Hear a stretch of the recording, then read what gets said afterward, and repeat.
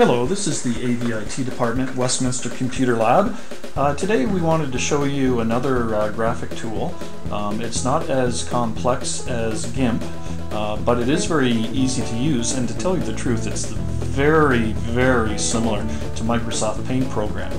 In GIMP you can do a lot of really cool graphic editing, but where it falls flat is in simple drawing capabilities. But this application called Color Paint, very much like Microsoft Paint, and very good for just doing very simple drawing of patterns. The way that you bring it up is you go to the main menu, you would select Graphics, and indeed select Color Paint with a K.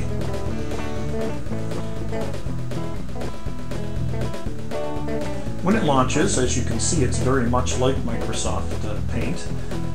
You can change the size of the drawing area, and as you notice, there are certain areas on this application. There are menus, there are common buttons, there are objects that can be used for various painting, and down at the bottom, basically color selection. I'm just going to give the basic overview of some of these drawing tools. For example, one of the first ones I want to talk about is a line, so you can actually draw a line. If you notice below, these are just indicators of the thickness of the particular line that you want. And if you notice down below, these two colors here in the two boxes would indicate foreground color or lines, and background color. For example, if you were doing a rectangle, that would be the color that it would fill. But we are doing a line in this case. To do a line, you just simply click and drag, and here's a line.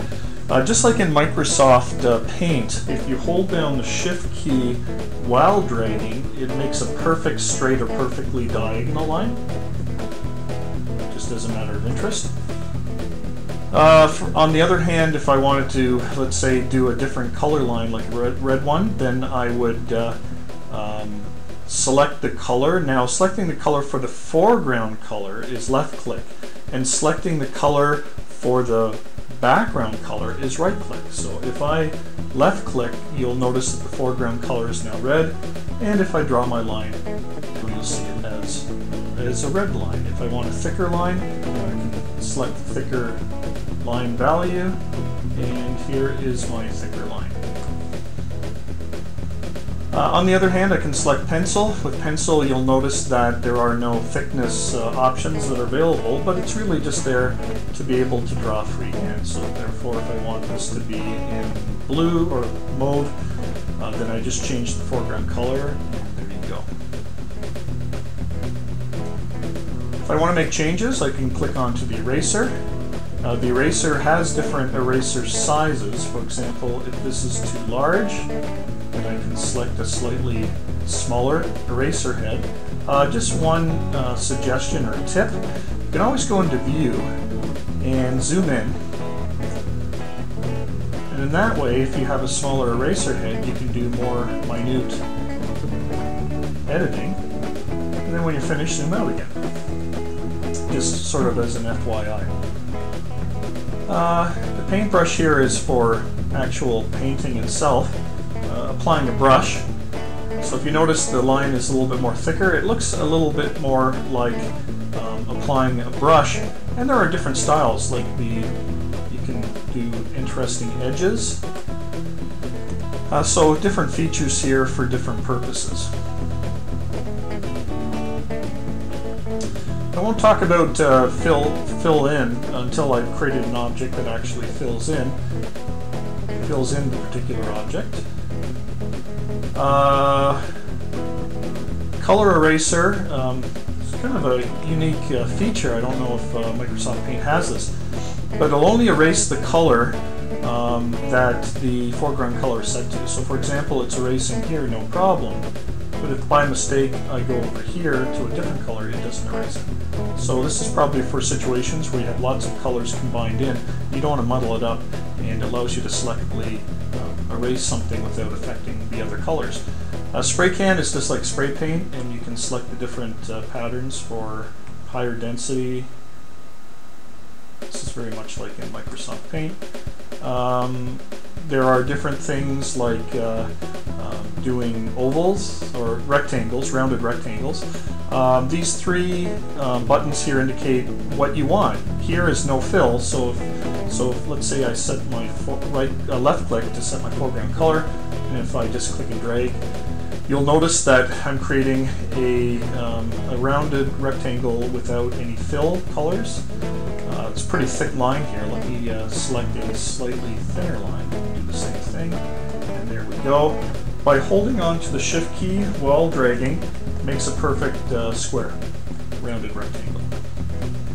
On the other hand, if I click on here, it's no line, or it's a line color, but also a fill color. So for example, if I right click and set my fill color for sort of a turquoise, then if I click and drag, I have a black foreground or line, yet a turquoise background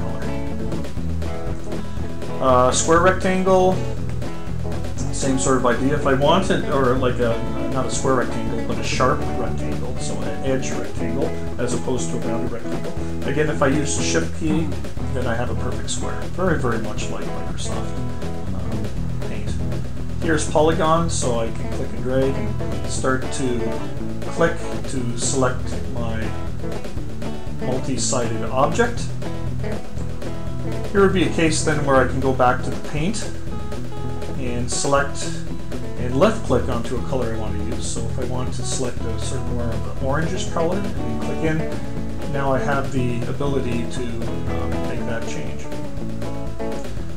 Oval, same sort of idea. In this case I'm going to show the third option, which is filling with no outline. So if I select this, it's just going to color with the background color. Let's say I'm going to select my right click to select my background color to yellow. If I click and drag, it's picking up the foreground color as what it is to fill in. So it's more of an option with this actual feature. A little confusing, but after a while and you play around with it, you'll get the hang of it. A couple more things are to draw lines that have fairly irregular shapes. And a way to draw a line and then take control of it to bend it and to make changes however you want. So there are a tremendous amount of options here. Really the last thing that last few things I want to show is that you have a text feature, so you can add in text for labeling. For example, I can start typing in text here, and I can make changes to the size and the style of my font. For example, if I want more of a Comic Sans and S, and yes, there are Microsoft fonts on the system, so I'll say this is text.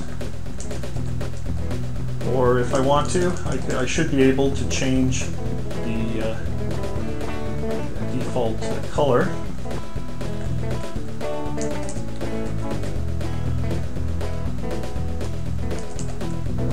I can spell. You have the ability before you click outside of it to move it to where you want, and then click, and notice it is yellow in the background because that's what I set my background color to be. There are a couple of features where you can use a select tool. Select just highlights it, and you might have the ability then to move it wherever you want. Just be careful if you have the background color that it would remain. When it comes time to actually saving your work, you just go to File, Save, or Save As. And you have many different options here on which to save your image. Lots of different file types. I'll just say a PNG image, which is called Portable Network Graphic, which is very common to have in web pages.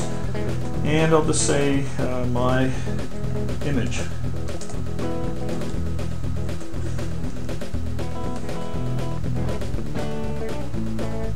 This is the AVIT department, just wishing you happy volunteering and yet showing you another tool that you can use to help do graphics. Have a nice day.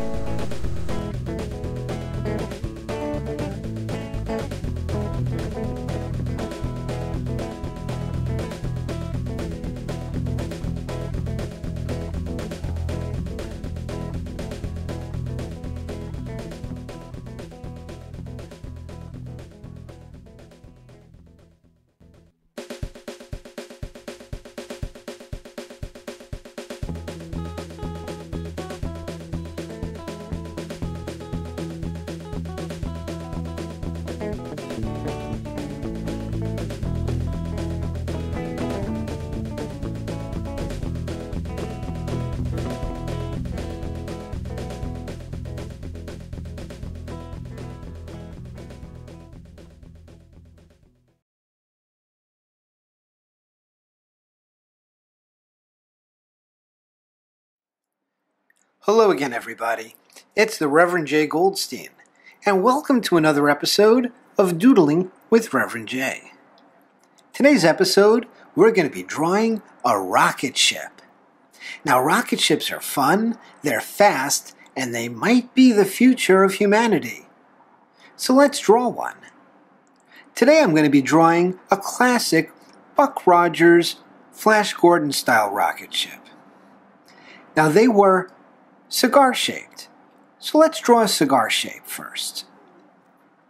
We're going to put the nose of the rocket ship here and draw a large curved line most of the way across the page. Next, what we're going to want to do is create a mirror or complementary line to complete the cigar shape.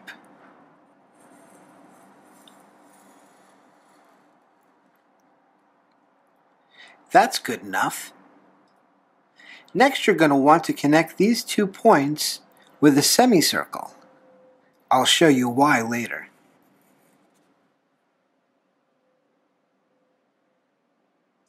To keep this spaceship stable, you're going to want to give it little rudders. That can be easily done by making a diagonal line and then a line that follows this way the spaceship is going. Do that on both sides.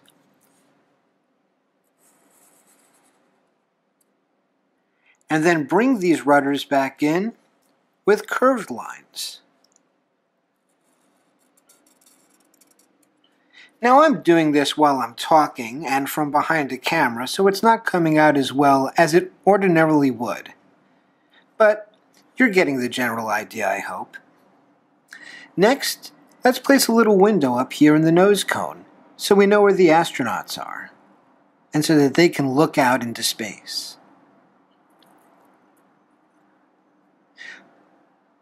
I like to make the windows on a spaceship square, just like in an airplane. Next, we can kind of color in the nose cone a little bit.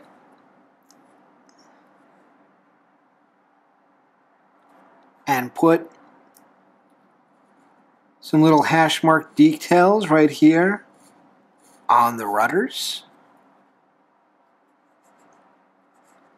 I think that looks rather smart. Now we can decorate this any way you want. You could draw a bird of prey, or, I don't know, whatever symbol represents your country.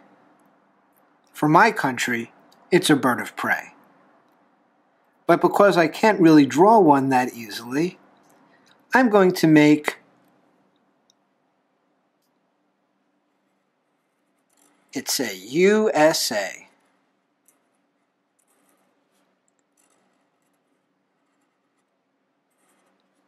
And a lot of rocket ship toys will have that kind of a marking. All that's left is the fire coming out of the rocket, or the exhaust. An easy way to do that is to make a large curved line from the top of the rocket that gets a little bit wider than the rocket, but that comes back and makes a point like that, or swoops up a little like that. It will make a point, because we're going to build off of that and finish a flame shape.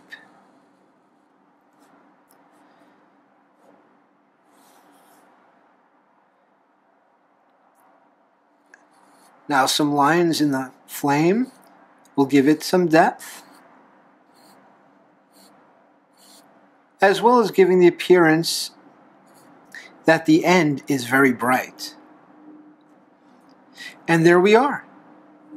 It's not the best spaceship, but it is our spaceship.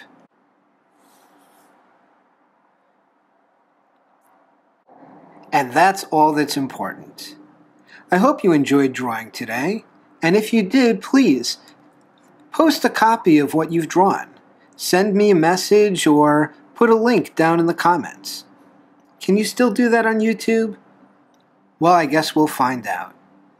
If you enjoyed this video, please hit the like button, the share button, subscribe, and come back because next time we'll be drawing something else. It's Reverend J. Goldstein. Ta-da!